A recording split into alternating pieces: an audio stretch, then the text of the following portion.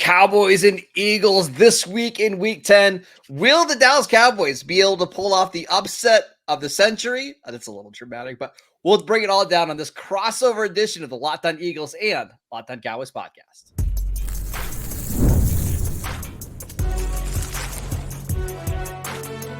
You are Locked On NFL Crossover, part of the Locked On Podcast Network.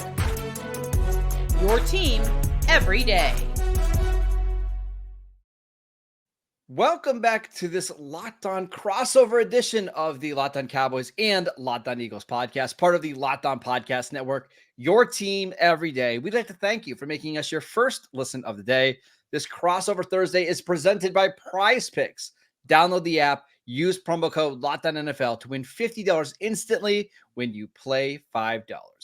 Welcome back. I am your host, Marcus Mosher. You can follow me on Twitter at Marcus_Mosher. And joining me today is Gino Camilleri from Locked On Eagles. You can follow him on Twitter at GC24_football. But Gino, I want to start with the Eagles side of things. They are the visiting team. My first question to you, big picture, is this Eagles team for real? Like, is this an actual Super Bowl contender? Or do we think it's kind of more of the same as what we saw last year from this Philadelphia team?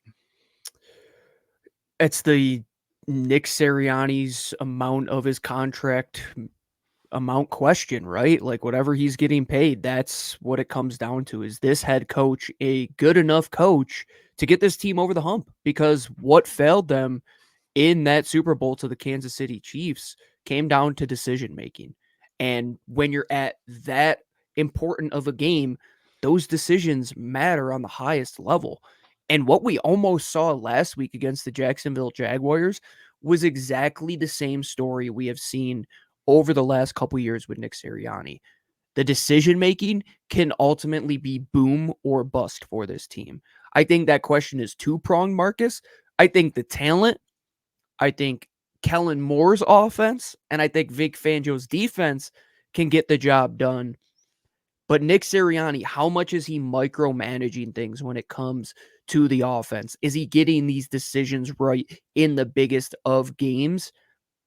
The expectation was always Super Bowl or bust. I still think that is the expectation because right now, outside of Kansas City, who's a world beater in this league, if we're being honest? If there was ever a year that... Detroit? Yeah, Detroit, absolutely, without a doubt. And in the NFC, if you get past Detroit, though, any given Sunday, this is the year that you can do it. I think Kansas City is definitely beatable if it came down to it. Now it's still Nick Sirianni-led football team, and I think Cowboys fans know that head coaches can get in the way of talent sometimes, and I think that's frankly what we've seen since the bye week the last couple weeks. So I wanted to ask you about this team, because when you look at it on paper, they are incredibly talented. Like you look at like the money five positions, quarterback, wide receiver, offensive tackle, pass rusher, like they have all the pieces in place.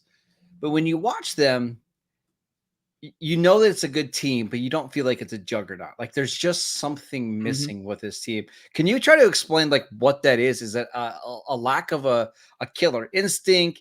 Is it the coaching staff? Is it the quarterback not being maybe as dynamic as he once was? What do you think it is to you?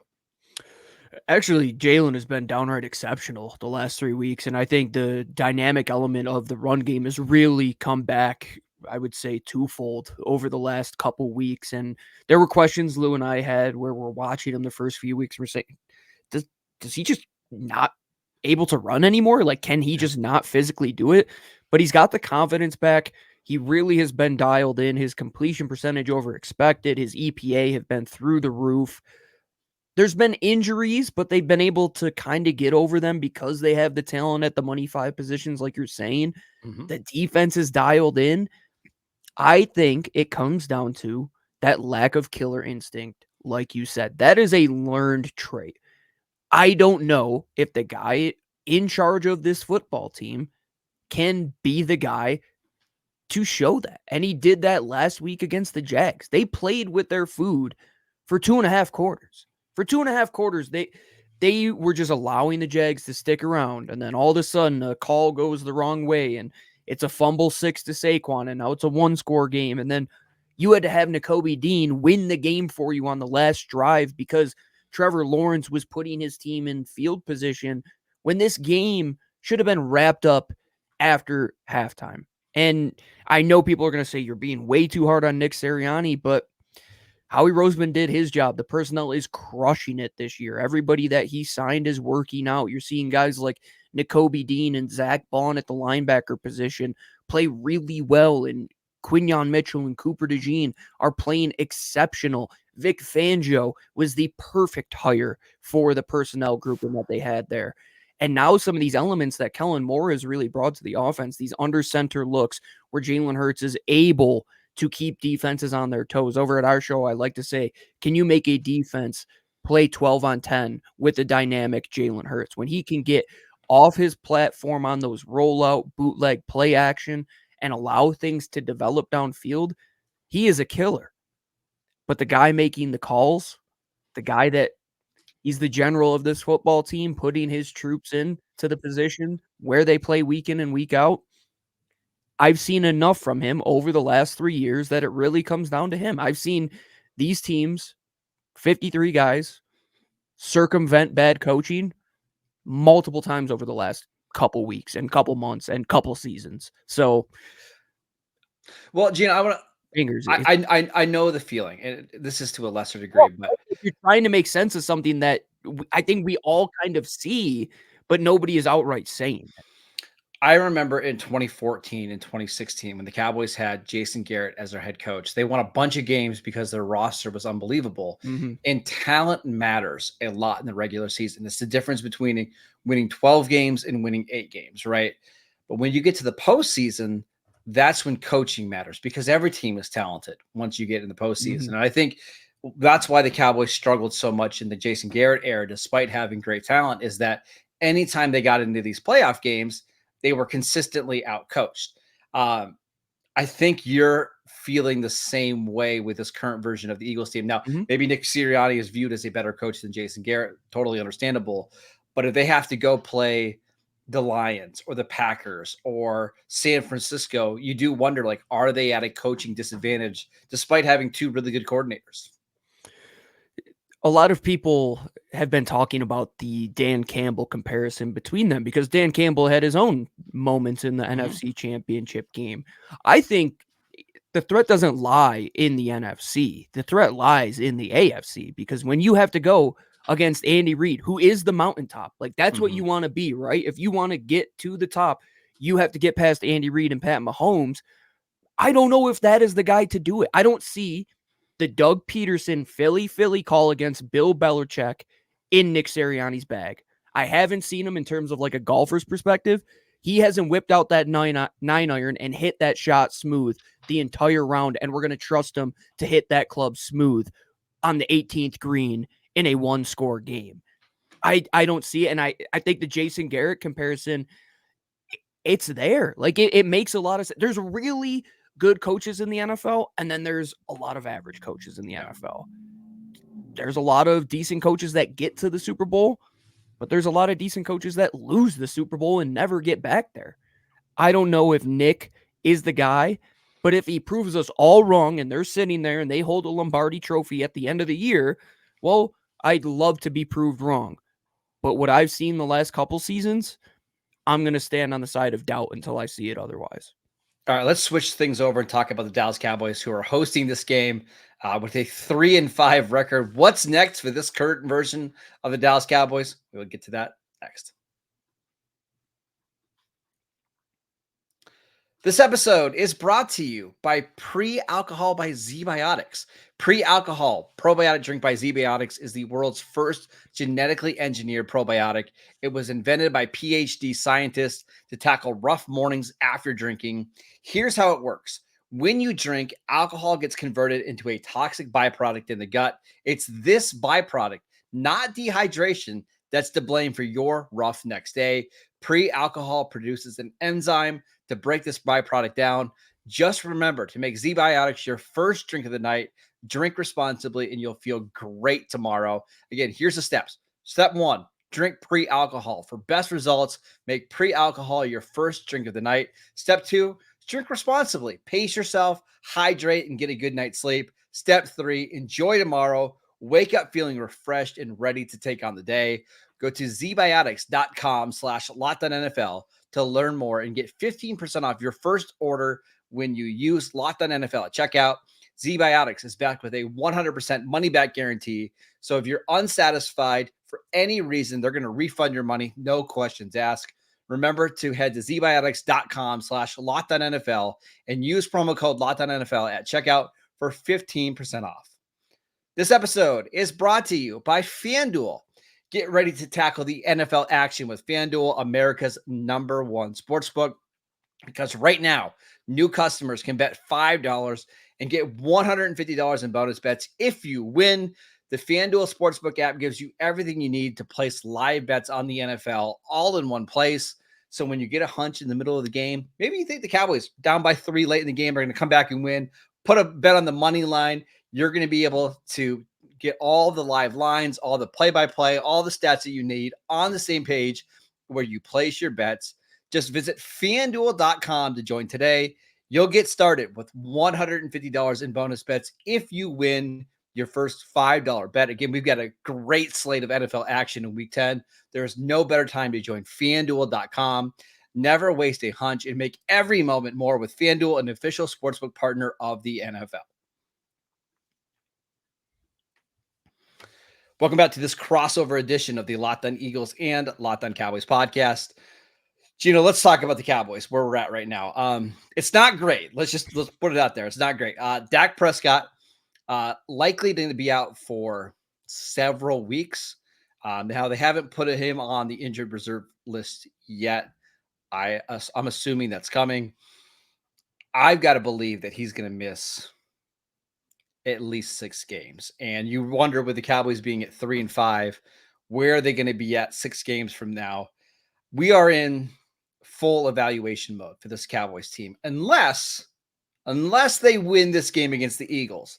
And if they get to be at 4-5 and you start peeking at the back end of the schedule with 2 games still with Washington, another game left with Philadelphia, Carolina, Tampa Bay still on the schedule, maybe you have an outside chance. I don't think we're getting there, though, Gino. I would be shocked. You are getting Micah Parsons back, though, this week, correct? That'll help. Yeah, I mean, that'll help. But they still have a lot of issues. So, yes, you get one NFL defensive end back. They're still going to be without DeMarcus Lawrence, Sam Williams, Marshawn Nealon, Deron Bland. They're all pro corners still not playing. It's definitely going to help. But I wonder, as great as Micah Parsons is, what's he going to look like after basically missing the last month with a high ankle sprain? I got to imagine it's going to take him a couple weeks to get up to speed. I will say this, though, for Cowboys fans, Micah Parsons coming back is probably the best thing, because right now we were without, in practice today, left tackle Fred Johnson, who is already the replacement for Jordan Mailata. He had a leg brace on after taking a low blow in the game against the Jags on the Jalen Hurts touchdown run. Mekhi Becton also held out of practice. We will see if that is just load management or just giving those guys rest days. But this offensive line is already banged up. If there was one game wrecker, I think the Eagles have to say, even Micah at 75%, that's the guy that you have to hone in on, right? Now, I want to ask you, Marcus, if the Eagles were going to have a tough time dealing with the offense of the Cowboys, who is going to be the guy that gives them headaches? And obviously outside of CeeDee Lamb, who, if he plays fully healthy. And I fully expect CeeDee Lamb to play. Now, he's not going to be 100%. He's dealing with a sprain in his shoulder. To me, it's Rico Dowdle. And I know it sounds weird to talk about a running back on the team that's been awful at rushing the ball this year, but Rico Dowdle has actually been pretty good for the Cowboys when they've used him over the last 3 games, averaging over 5 yards per carry. You look at success rate among running backs, which is a very telling sign of which running backs are actually productive in the NFL. He's inside the top 5. As long as Jerry Jones doesn't get in the way and force Ezekiel Elliott on the field, I do think Rico Dowdle can be an effective player in this game because he can make plays after contact. He can be an asset in the receiving game. And whenever you have a backup quarterback on the field, you would need to at least be able to run the ball somewhat well to make it so Cooper Rush doesn't have to throw the ball 50 times in this game. I fully expect the Cowboys to try to run the ball early and often in this game. We'll see if that works.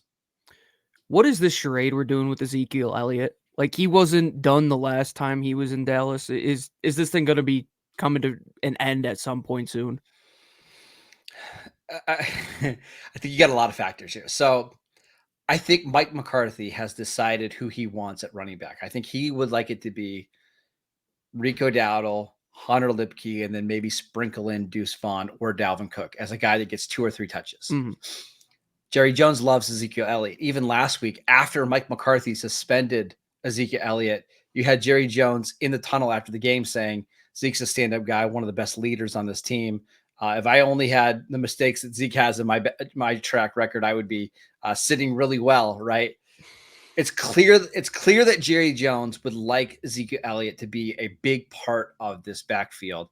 Mike McCarthy disagrees, and I disagree. Like, I was hopeful that Zeke could come in and fill a role as a short yardage running back. It's just clear that even that might be too much for him. There's certainly a struggle for power here between the head coach and the GM. And I actually think Mike McCarthy is going to win out here, right? He's on the final year of his deal. Mm-hmm. I think he needs to play players that are going to allow him to explain at a job interview next year why he made these certain decisions, right? If he's playing Zeke, who continues to average 3.3 yards per carry, it's going to be really hard to explain that to other GMs and owners around the league. So I do think Rico's eventually going to win out here and become the guy in this backfield. That's something we've seen from Howie Roseman in the past, where that loyalty could kind of get in the way. And he did that in the past with Fletcher Cox, who for the first time in many years, Marcus, we are not going to see Zach Martin versus Fletcher Cox. This is a tough one. We're going to see Jalen Carter out there, but is Zach Martin in that offensive line? What's going on with it? Because I know you and Landon have all sorts of concerns with that line right now. So let's start with the young players. Tyler Guyton and Cooper Beebe, 2 rookies. I thought Guyton played pretty well last week as a rookie, but they're rookies. Like, they're going to struggle. This is a big time matchup against really good players. Like, we expect them to struggle. The biggest reason why the Cowboys offense has not been the same this year is that their 2 Pro Bowl guards, Tyler Smith and Zach Martin, have both regressed. And I think, Gino, you can explain that because they're both playing next to rookies. In Tyler Smith's case, he's playing with a rookie on either side of him. Mm-hmm. Zach Martin just looks old. And this is what happens. He's one of my favorite players. I got a jersey right behind him that he's autographed. This happens to older players. Like, they're not quite the same physically. There was a play last week where on the 3rd down, the Cowboys ran a screen and it was blocked to score a 40-yard touchdown.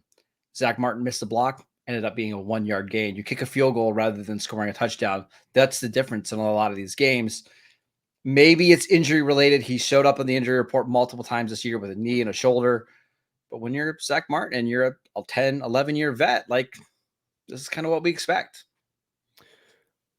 I said that on our show the other day to Lou, that you want to be one of those guys that the game doesn't pass you by before the game retires you. And to hear you explain that screen, it's like, oh yeah, he should get out to the flat quickly and be able to turn his hips and go. And then all of a sudden they fall off a cliff. Right. And I think the youth is the way to go. And what I've been seeing from the Cowboys is Cooper Beebe and Tyler Guyton are going to be 2 guys that you're going to have to deal with. And I think it's very similar to the setup with the Eagles right now. You move Cam Jurgens inside from that guard position. He's next to Landon Dickerson, who is next to Jordan Mailata. We're seeing that next evolution of hopefully Eagles and Giants greats on the line. And I think at the end of the day, if there's any position, I say at the end of the day all the time, and my fans probably hate it, but it's going to come down to the line play. I mean, can the Eagles, even a little banged up on both sides with Micah Parsons and their line a little banged up, can you stop him? Can the Eagles' run game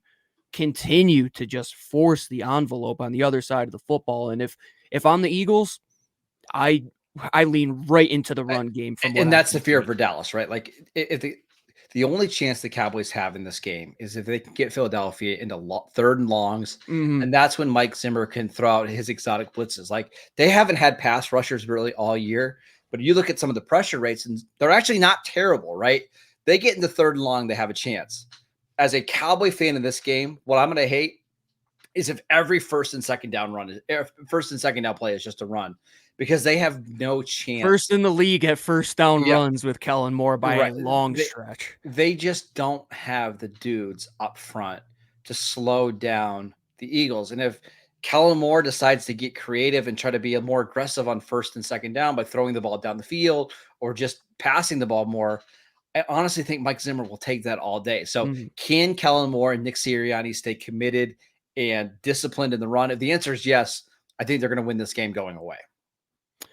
I think you have to. And from what we've seen from Saquon Barkley, it's, 3 players of the week in terms of the NFC throughout the first X amount of games. He's absolutely crushing it, going over 100 yards every single game. And right now, he's been the only consistent factor. Somebody who's been out of the Giants lineup in the past due to injuries. He's the one guy in the rotation of Eagles playmakers. Devontae Smith has been out. A.J. Brown has been in and out of the lineup. Dallas Goedert is in and out of the lineup. I think you have to lean on the one guy who is reliable and available for you, and that is a rejuvenated Saquon Barkley, who, if you saw the play of him backwards hurdling a player on the Jags last week, you're probably saying, man, running backs maybe do matter a little bit more. And I think Cowboys fans will love the crop of running backs in this year's draft because there's a few fun ones. We're already going to get started on some draft coverage over at Locked On Cowboys. And I know Cowboy fans are just waiting for the battle of can you draft a running back inside the top 10? I am not looking forward to that one iota. All right, Gina, let's do some keys to victories for the Dallas Cowboys and the Philadelphia Eagles. We will get to that next. This episode is brought to you by PrizePicks. PrizePicks is the best place to get real money sports action. With over 10 million members and billions of dollars in award winnings, PrizePicks has made daily fantasy sports accessible to all. You just pick more or less on at least 2 players for a shot to win up to 100 times your cash. Run your game all season long on PrizePicks. PrizePicks is the best way to get action on sports in most states, including California, Florida, Georgia, and Texas. PrizePicks is also the only place where you can get an injury insurance policy, so your lineup stay in place even if one of your players gets injured. If your player leaves in the first half and doesn't return, PrizePicks keeps your lineup alive. Sign up today and get $50 instantly when you play $5. You don't even need to win to receive the $50 bonus. It's guaranteed. Go download the PrizePicks app today. Use promo code LOCKEDONNFL to get $50 instantly after you play your first $5 lineup. Again, download the PrizePicks app today. Use promo code LOCKEDONNFL to get $50 instantly after you play your first $5 lineup. PrizePicks, run your game. It's a crossover edition of the Locked On Eagles and Locked On Cowboys podcast. We'd like to thank you for making us your first listen of the day. Check out the new Locked On NFL show. 2 shows every single day. 1 in the morning with Tyler Rowland, 1 in the afternoon with Tony Wiggins for some real NFL talk, wherever you get your podcasts and on YouTube. All right, Gina, let's talk about some keys to victory. What are the 3 things the Eagles need to do to secure this win over Dallas? I'll continue where we just left off. I think, number 1, lean into running the football. Saquon Barkley, he's a guy that he has been efficient in some spots after he gets going. It might take him 1 to 2 to 4 touches to get going, but after a while, he always just hammers home a big run at some point in the second half that is almost backbreaking for a defense. Continue to run the ball. Number 2, possess the ball for a long time. Dallas is going to try and do that against you. You want to limit the amount of possessions this Eagles offense has. Use it against them. Possess the ball. That goes hand in hand with the run game, and it goes into my final one. Be efficient in the red zone. They've gotten down into the red zone a ton. If you look at that Jags game last week, they were able to punch it in, but there's a lot of spots where they're leaving points on the board. Don't allow Dallas to hang around when you leave 8 to 10 points on the board like you did against the Jaguars last week. It came back to bite you against Atlanta, almost came back to bite you last week. But this week against Dallas, I think you know the plan. Stick with the run, possess the football, and punch it in the red zone. For Dallas, it's really as simple as don't give away yardage. Last week we saw a bunch of dumb penalties, just to say. They had a 12-man on the field penalty on a 4th and 1. Coming out of halftime, Mike McCarthy is giving an interview that was pre-recorded about how, hey, we need to stay ahead of the chains. We got to stay ahead of the sticks. That's how we win this game. As that interview is playing, Terrence Steele false starts in the first play of the game. Like Poetry. When you have a backup quarterback, you can't give away yardage. It's not just penalties. It's making the right plays on special teams. It's not dropping passes, right? You've got to, yards are going to be hard to come by in this game when you have Cooper Rush playing. So don't give away yardage. On defense, you're going to surrender yards. Like Philadelphia is going to move the ball up and down the field, but you have to get stops in the red zone. Make them kick field goals. Make them try to go for it on fourth down. Figure out ways to try to prolong this game.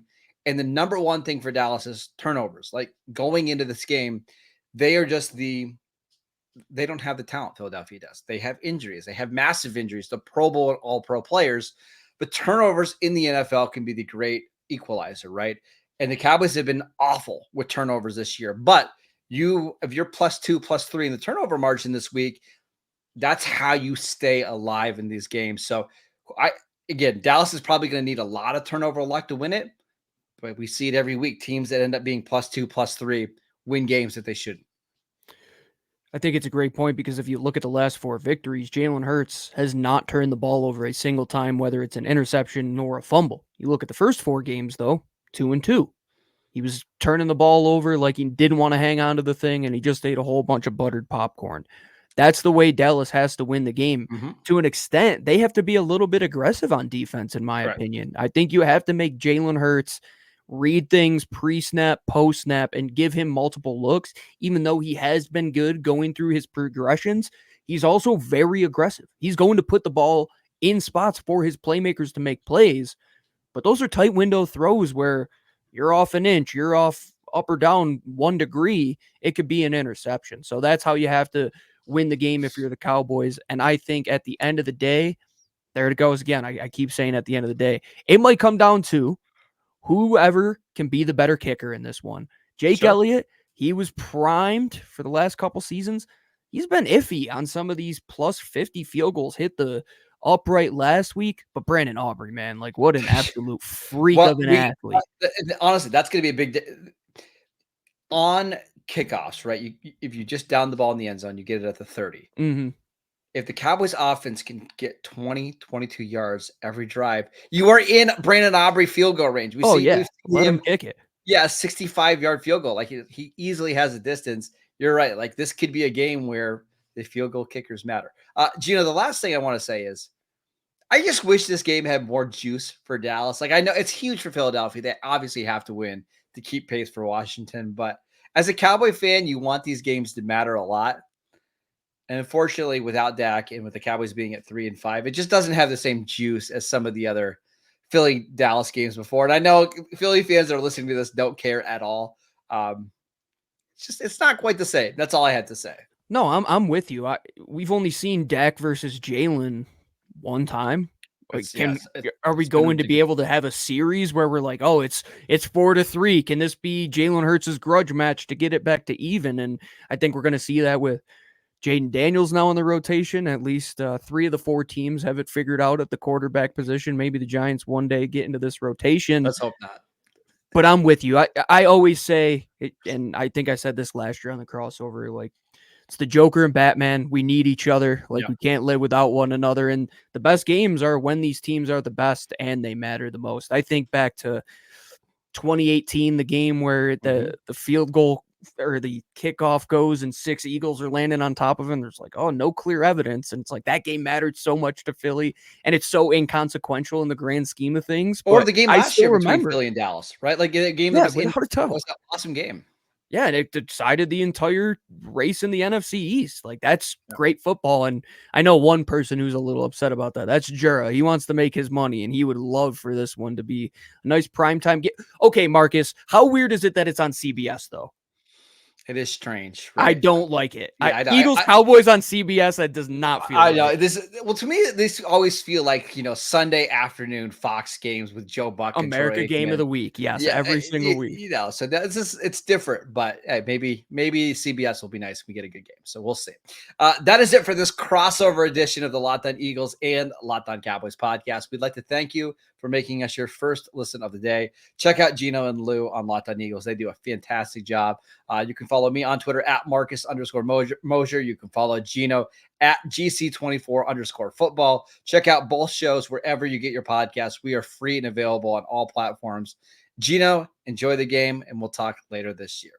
Appreciate it, Marcus, and go Birds.